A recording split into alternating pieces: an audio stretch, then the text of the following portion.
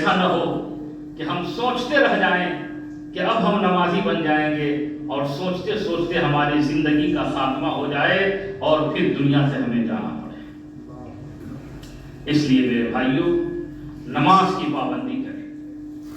نبی پاک صلی اللہ تعالی علیہ وآلہ وسلم نے ارشاد فرمایا، حضرت سیدنا ابو ذر غفاری رضی اللہ تعالیٰ عنہ مشہور صحابی رسول ہیں، سرکار مدینہ صلی اللہ تعالیٰ علیہ وآلہ وسلم کے ساتھ جا رہے ہیں۔ پتجھڑ کا موسم تھا، جس موسم میں درخت کے پتے سوکھ کر کے جھڑنے لگتے ہیں۔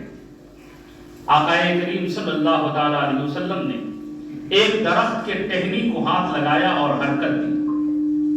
جیسے ہی حرکت دیا تو درخت کے پتے جھڑ کے گرنے لگے۔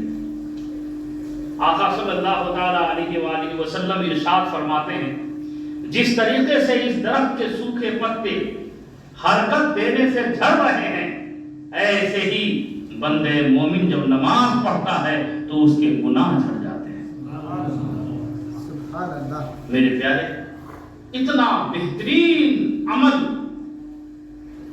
اور نماز پڑھنے کے لیے پیسے بھی خرچ نہیں ہوتے، حج کرنے کے لیے پیسے خرچ ہوتے ہیں، قربانی کرنے کے لیے پیسے خرچ ہوتے ہیں، دیگر اعمال کے لیے آپ کو پیسے خرچ کرنے پڑیں گے، لیکن نماز کے لیے کوئی پیسہ خرچ نہیں ہوتا۔ اور نماز کا دنیاوی فائدہ بھی ہے، اخروی فائدہ بھی ہے۔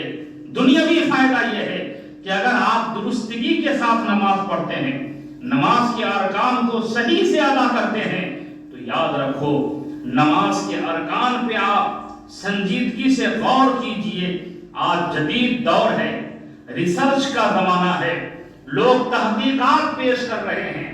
نماز کے جو ارکان ہیں، ان نماز کے ارکانوں پہ آپ غور کریں، اور آج کے جدید سائنس کی روشنی میں اگر آپ دیکھیں تو نماز سے بہتر ورزش تو کوئی ہے ہی نہیں۔